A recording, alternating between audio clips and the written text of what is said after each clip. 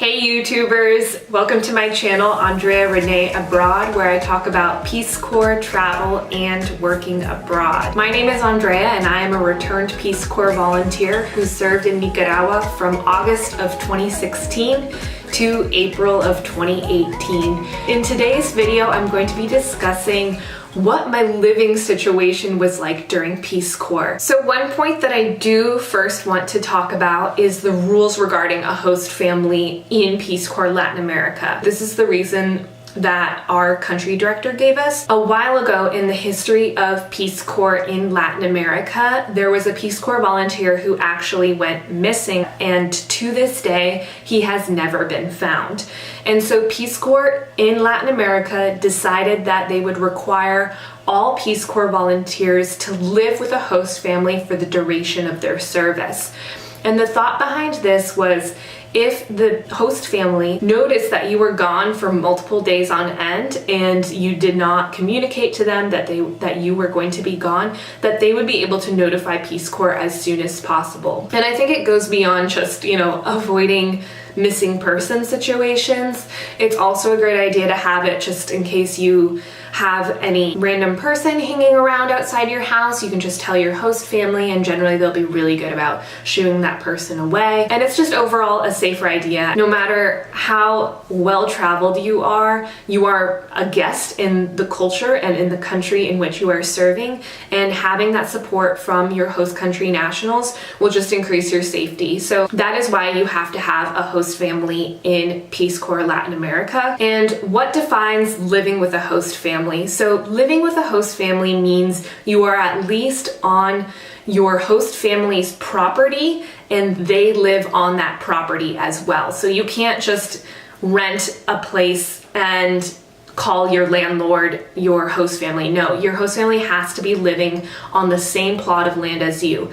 Can you have your own separate house? Absolutely. Okay, so let's go ahead and start this video by me discussing the two different living situations that I had during my Peace Corps service. So during Peace Corps, I had two different host families. The first host family was during training, which was only for 3 months. And the second house was for the rest of my service in my actual site. So I'll go ahead and start with my first house, which was in Mazatepe, Masaya, Nicaragua. In this particular host family's house, I had a bedroom inside of the house. So my host family gave me the key to the front door of their house, and I was able to go and come back as I pretty much desired. I had a bedroom at the back of the house, and it was a fairly large space. And in my room, I had my own water filter, I had a desk, I had a wardrobe, and I had a double bed. So it was definitely enough room for me. I did share a bathroom with the rest of my host family, but that was totally okay. It was a flushing toilet, and then they also had a shower with a shower head, so that was pretty great. They did not have a washing machine. They had what is called a pila. The one thing about living in Mazatepe was the water usually went out, like all of the water flow in the town went out after 8 a.m. That was just the way that the community regulated its water use, and then it would come back around dinner time. So definitely I never wanted to sleep in because I wanted to make sure that I got my morning shower, because it was a pretty hot region of the country, so you sweat when you're sleeping and stuff, and you want to be able to start the day fresh and look clean for work. So that's essentially what my training housing situation looked like. Again, I had a room inside of the house, and I shared a bathroom with my host family and shared an entrance and exit, which was just the front door of the house. But I was very happy with that living situation, and honestly could have lived with them the whole time of my service. I had a really good relationship with them and continued to go back to Mazatepe to visit them. So the second living situation that I had during Peace Corps was during my actual service. And my site was in Esteli, Nicaragua, which is in the northern region, kind of in the mountain range of the Segovias. It was a cooler climate than Mazatepe for sure. And it was cool enough at night. I never had a fan. It was really totally manageable for me. During service in this house in Esteli, I actually did kind of luck out. I had what is called a casita, And casitas can either be attached to your host family's house or on your host family's property. And mine was attached to the house, but it was my own little house. That's what casita means. It means little house. So basically what my host family did is a few years ago, they decided that they wanted to start renting out a room in their house. And rather than just renting out a room inside of their house, they remodeled their front porch and their living room. So my host family actually used the garage as their entrance and exit, and then what used to be their front door was the front door of my casita. So what they did was they divided their front porch in half, and half of it was still a porch area where I could hang my laundry, and the other half they converted into a bathroom with a shower, a pila, and a flushing toilet. So that was really great. I had my own amenities right there in my little casita. And then the living room was my main room. In my casita, when I first came through the door, to my right was my bed. I had a queen size bed that was not purchased by me. My host family already provided me with a bed. And they also provided me with 2 plastic chairs, but I was responsible for purchasing everything else. When you first move to your site in Peace Corps, you get what is called a readjustment allowance. And for Nicaragua, that was about 5,000 cordobas, which is around $300 or so.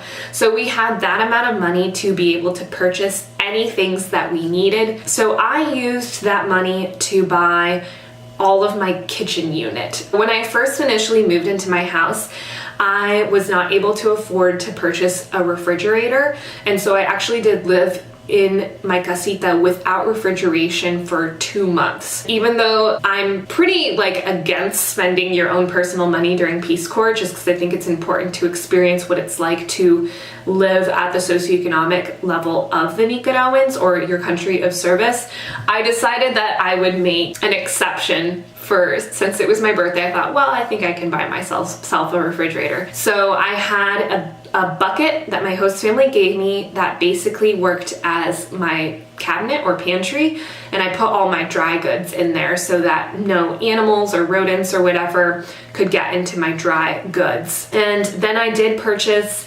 this custom made counter from my neighbor. He came over and did the measurements, and I told him I wanted it specifically for my kitchen. So he put that together for me and brought it over. I did have to purchase my own gas tank, and then I purchased all the things in order to connect the gas tank to the stove. Then I had my water filter, which I'd already been given during training, and I just moved to Esteli. I also, in my little living space, had a little table, which my same neighbor custom made for me for my little house. And I used it as a desk and also where I ate all my meals. And because I did have 2 plastic chairs in my room, it was really easy to readjust that small table and put 2 chairs at it if I did have company over, and that worked really nicely.